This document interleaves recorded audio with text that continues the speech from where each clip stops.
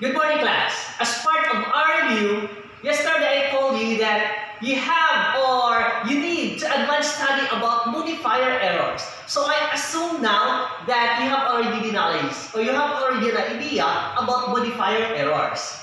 Okay, now our objectives: defining and identifying modifier errors.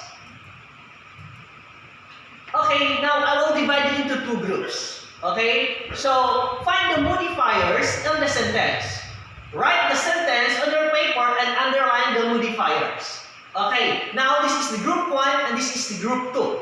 Okay, this sentence: Amy's favorite trade purse, the one she always carries, was stolen last week. Okay, class, I will give you 1 minute to answer.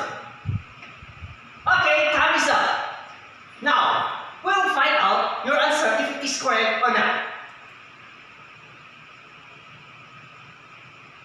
Amy's favorite trade purse, the one she always carries, was stolen last week. Is your answer right or not? Okay, now guys, bear with me for you to understand well about the modifiers. Okay, here's the essential question we're trying to answer. Can you identify and replace misplaced and dangling modifiers? First of all, what is modifier? Modifier simply describes some other words in a sentence. It could be a words, phrases, or clauses that provide description in a sentence. Now, look at the example. The example have several modifiers. Okay. Amy's favorite red purse, the one she always carries, was stolen last week. Okay? No, Amy's favorite red is our modifier. Amy's favorite red is an extra description that describing the purse. And it is our first modifier. The one she always carries is a whole descriptive phrase, that describing the purse also. Last is another modifier which talk about the week. Okay? And always, guys, is also a modifier. Why? Because it is describing how frequently he carries the purse. Okay, do you follow? Yes, very good. Okay, now look at the second example. My cat Cutie Pie, who loves chocolates, is over the bed. Now, as what I've said modifier, it could be a words, phrases, or clauses. Now, who loves chocolate is a clause. Take it out. What is a clause? So, clause is a part of a sentence that has a subject and has a verb. So, now look at the example. My cat Cutie Pie, who loves chocolates, it's over the bed. So our modifier, who loves chocolate, so it is a clause. Why? Because it has a subject who and it has a verb loves. Okay, now who loves chocolate is our modifier. It's just because it is describing Cutie Pie, the cat. Okay, do you follow? Okay, very good. Now, we have to go about modifier errors. We have dangling modifier, misplaced modifier, and these are error, guys. Okay, in which we make, or it's a mistakes that we make by putting a description in a sentence. Okay, now let's talk about dangling modifiers. Dangling modifiers do not have a clear term to modify. Okay, so the term isn't even written. That means that whatever it is that the phrase is describing is not clear. The term is not in the sentence. Now look at the example. Climbing the mountain, my wallet fell in the mud. So as you can observe, our modifier is climbing the mountain. It is an extra description that we don't really need. We can just say that my wallet fell in the mud. Okay, but this climbing the mountain is our modifier. I'm describing this the habit, okay, that I am climbing in the mountain. However, it's talking about me, okay, but it is nowhere in the sentence. So the description is not clear. Okay, so climbing the mountain is a modifier and it is a W. Now, to correct this one, my wallet fell in the mud as I was climbing the mountain. So here, in the same description, climbing the mountain, which is referring what I was doing, climbing the mountain. Okay, do I make sense? Very good. Now, let's proceed. Misplaced modifier simply means a do not clearly associate with the word or phrase they modify. Okay, meaning that it has been something to modify, but it is in the wrong place. Okay, now look at the example number 1. He gave his sister the stuffed bear with a polka dot dress.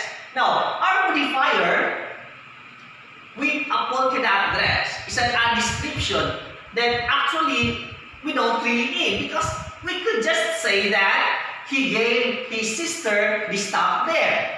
Okay, that's description with a polka dot. Now, it is misplaced. Why? Look at, with a polka dots is right next to the bear. Okay, now it sounds like that the bear wearing the polka dot dress. In fact, the sister should be the one who wear in a polka dot dress. Okay, now how to make it correct? How to make it sense? Okay, he gave the stuffed bear to his sister with a polka dot dress. And now, as you can observe, guys, with a polka dot dress right next to the sister. So it sounds like the sister wearing the polka dot dress, and thus it makes sense, right? Okay. Now, we will proceed to the example number 2. Okay. Misplaced modifier example number 2. I saw a bear on the way to work. Okay, why is it that it is a misplaced modifier also? Okay, because look at our modifier. On the way to work. Okay, it is right next on to the bear. And it sounds like that the bear is on the way to work. Which this is referring to I. Right? So to make it sense, to correct this one, it's look like this. When I was on the way to work, I saw a bear. Okay? So, same modifier, on the way to work, it is right next to I, because it is describing or referring me when I on the way to work. Now, do you have some questions? Now, if it is none, okay, let's have a quiz. Get 1/4 sheet of paper. Okay, identify if what modifier error given in the sentence and underline the modifier. Write letter C if the given sentence is correct. Okay, so be honest and checking with your own answer. And here are the sentences. The boy loaded with the cheese and sausage ate a pizza. The boy ate a pizza who has a cup. When preparing for a dog bone, the boy ate a pizza. The boy who has a cup ate a pizza loaded with a cheese and sausage. Now I will give you 4 minutes to answer. Okay? You have 1 minute. Okay, time is up. Now, let's find out if your answer is correct. Okay, question number 1. Our underline words are modifier loaded with a cheese and sausage.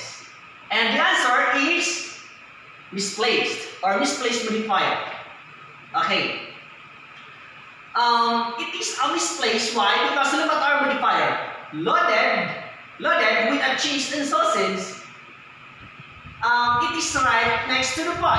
It sounds like that the boy loaded with a cheese and sausage. Instead, in fact, the pizza is loaded with cheese and sausage.